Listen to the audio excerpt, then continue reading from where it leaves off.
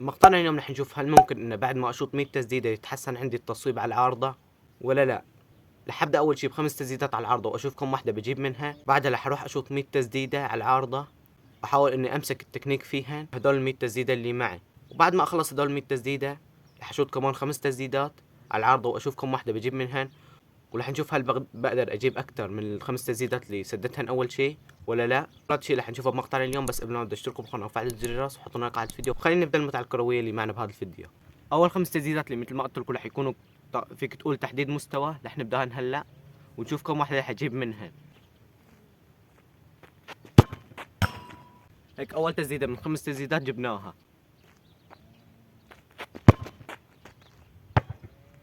اوكي هيك الثانيه ضيعناها، واحده عارضه وواحده ضيعناها لحد الان. خلينا نكفي. اوكي هيك الثالثه جبناها، باقي تسديدتين.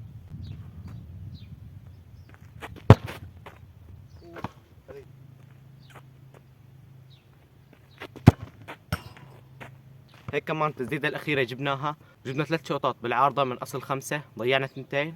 هلا رح أبدأ ال100 تسديدة على العارضة، وبعدها رح نشوط 5 تسديدات ونشوف هل رح يفرق أجيب مثلا 4 من 5 أو 5 من 5 حتى. يعني رح نشوف هل تطور التسديدة عندي ولا لا.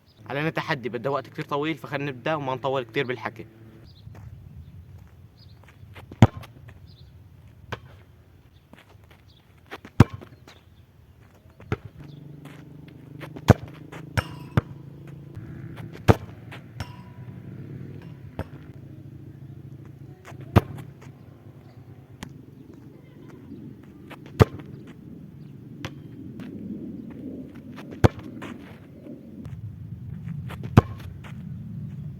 اكيد هدفي ما رح يكون من 100 تسديده بس اشوطهم وخلاص. هدفي من 100 تسديده هدول اني احفظ التكنيك او احاول اجيب تكنيك 100% حتى اقدر اجيب اقصى عدد ممكن من 5 طابات اللي حيكونوا معي بنهايه الفيديو. هل من خلال بس 100 تسديده اقدر اني اجيب التكنيك 100%؟ هذا الشيء رح نشوفه بنهايه الفيديو. فخلينا نروح نكفي التسديدات اللي معنا اليوم.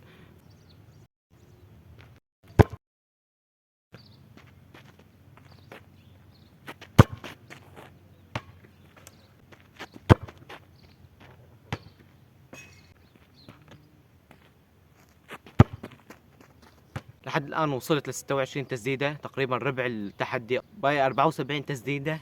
فخلينا نكفي.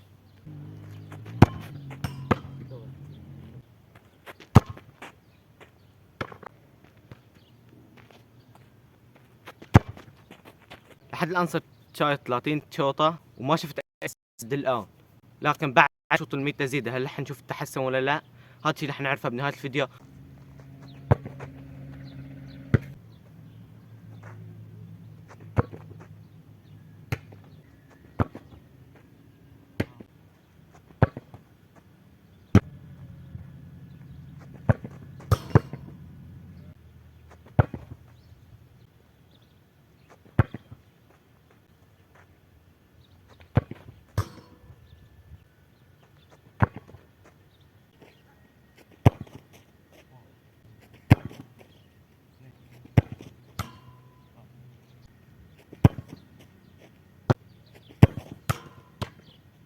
هيك 50 تسديده خلصناهم، باقي 50. صراحه تعبت شوي، لكن ان شاء الله رح نكفي التحدي ومتشوق كثير اشوف النتيجه.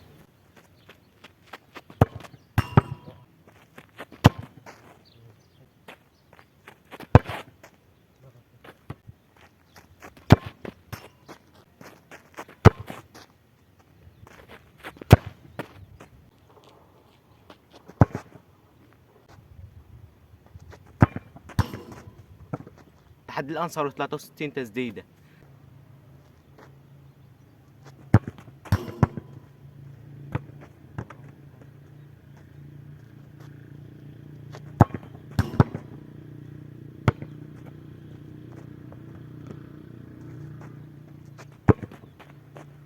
صراحه هلقيت بلشت اشوف انه في شويه تحسن، صرت امسك التكنيك شوي. فخلينا نكفي ونشوف اخر شيء النتيجه. حاليا رح شوط الشوطه رقم 77.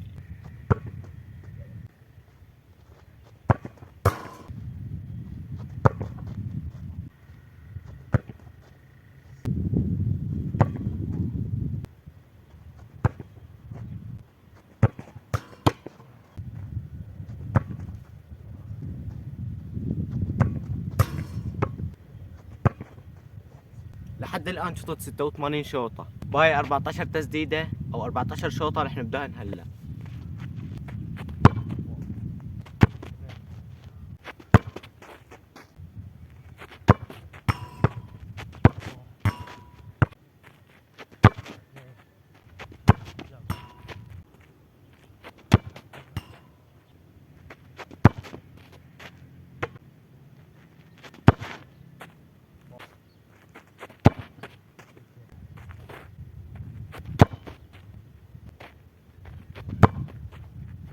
هاي اخر شوطة بنكون خلصنا ال 100 تسديدة.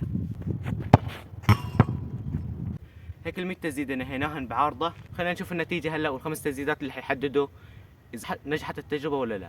بعد 100 تسديدة من التعب، صراحة كثير تعبت بهال 100 تسديدة، خاصة انه ما معي غير طابة واحدة، فباقي هلقيت الخمس تسديدات اللي حيحددوا انه نجحت التجربة ولا لا. انا خايف اني اجيب اقل من 3 كمان، لكن ان شاء الله قدها وبنجيب اكثر من 3. 5 تسديدات رح نبداهن هلا، خلينا نشوف.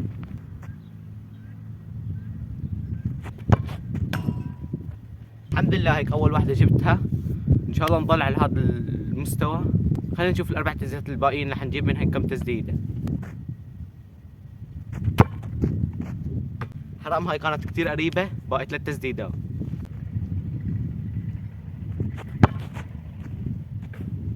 هيك الثالثة كمان ضاعت، لحد الآن ما جبنا غير واحدة. الله يستر إذا ما جبنا آخر تنتين كنت جبت أقل من الخمسة اللي سويناهم بالبداية. آخر تسديدة لو جبناها بنكون جبنا 3 تسديدات من 5 مثل ما جبنا ببداية الفيديو.